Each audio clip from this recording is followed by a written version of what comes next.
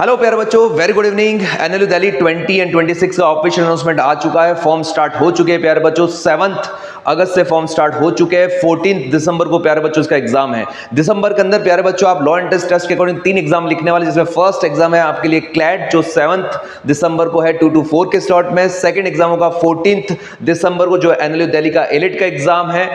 Third exam आपका रहेगा Symbiosis law entrance test, जिसका 20 एंड 28 दिसंबर होगा।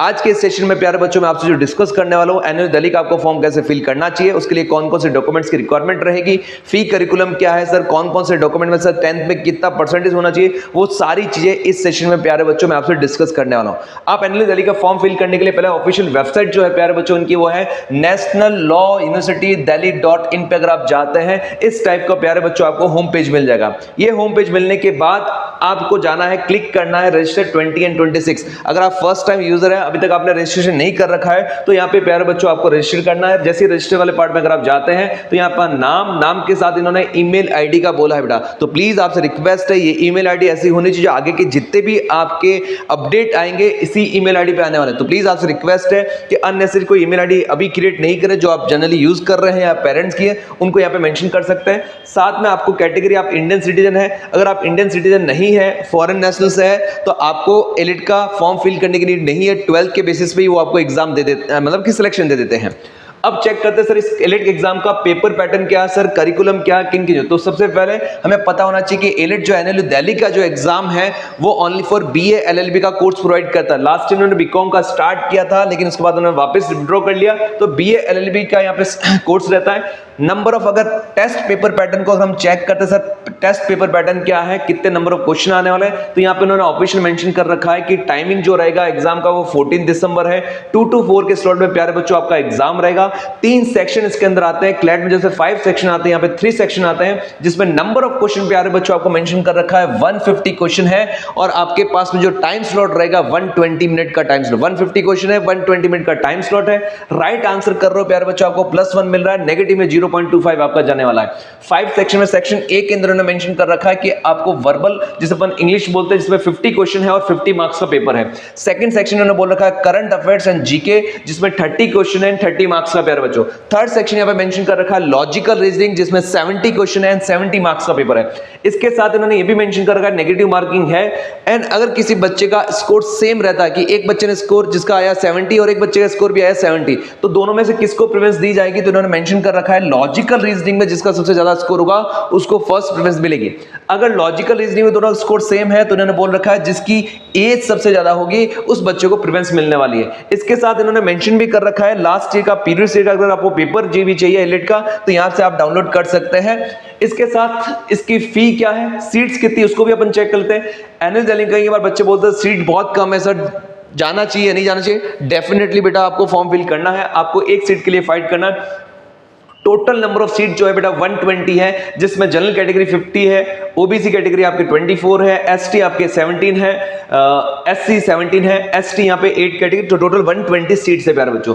इसके साथ अगर आपको फी का चेक करना सर, फी कितनी रहेगी, किस फॉर्मेट रहेगी, तो फी स्ट्रक्चर में हम चेक करते हैं। तो फॉर्म की जो फीस है जनरल कैटेगरी, ओबीसी, ईडब्ल्यूएस, इन सब के लिए जो फीस है बेटा वो 3000 रुपीज है, एंड इसके साथ एससी, एसटी इन सब के लिए फीस जो है वो 1000 रुपीज है। ये पूरी कंप्लीट कोर्सेज की फीस आपको मिल जाएगी कि हॉस्टल फीस क्या है, यूनिवर्सिटी फीस क्या है, स्टूडेंट एकेडमिक फीस क्या है, ये सारी चीजें यहाँ पे मेंशन है।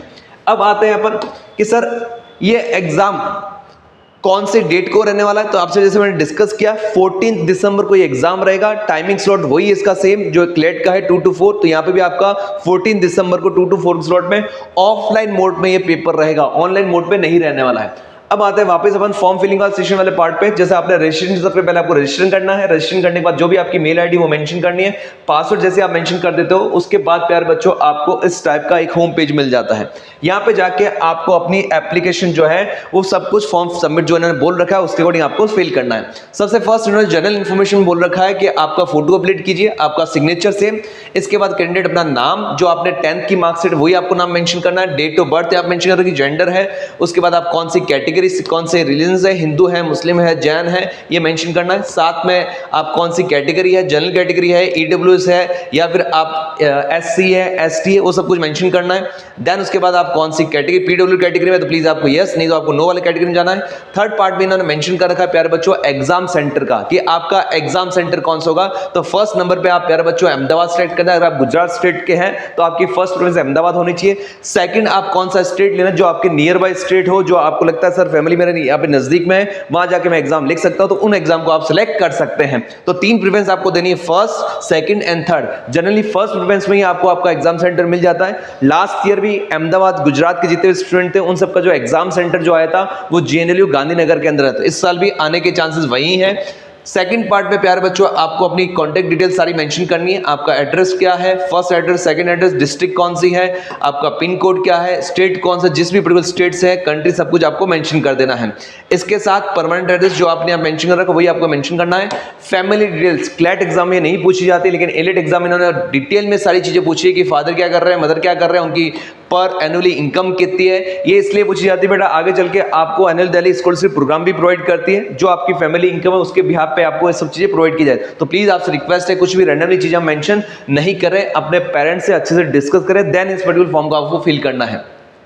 साथ में मदर क्या कर रहे हैं, मदर की ईमेल आईडी क्या है, सब कुछ आपको मेंशन करना है। एकेडमिक क्वालिफिकेशन के अंदर 10th का पूरा डिटेल बेटा आपको मेंशन करना है कि कौन सी स्कूल है, कौन से बोर्ड से आपने पास किया है, कौन सी ईयर में आप पास हुए, कौन सा आपका ग्रेडिंग सिस्टम था, परसेंटेज था, या फिर आपके टोटल नंबर ऑफ मार्क्स कितने मिले, कि टोटल नंबर मेरे साथ पेपर 600 था, 600 में मुझे 550 मिले, तो वो सब चीजें आपको मेंशन करना है। इसके साथ 12th, अब जो बच्चे 12th में भी स्टडी कर रहे हैं उनको 12th के मार्क्स डालने की नीड नहीं है, जो पास हो चुके हैं उनको मेंशन करना है। और जो बच्चे अभी 12th में स्टडी कर रहे हैं प्लीज प्यारे बच्चों यहाँ पे मेंशन कर रखा है कि आप क्या सिलेक्ट कर सकते हैं 25 में, अगर आप पास 25, नहीं तो आप अपेयरिंग वाले पार्ट में मेंशन कर सकते हैं आपका मैक्सिमम स्कोर क्या है, मिनिमम स्कोर क्या है, ये आपको डालने की नीड नहीं है। जो बच्चे पास हो चुके हैं उनको ये सारी डिटेल मेंशन करना है।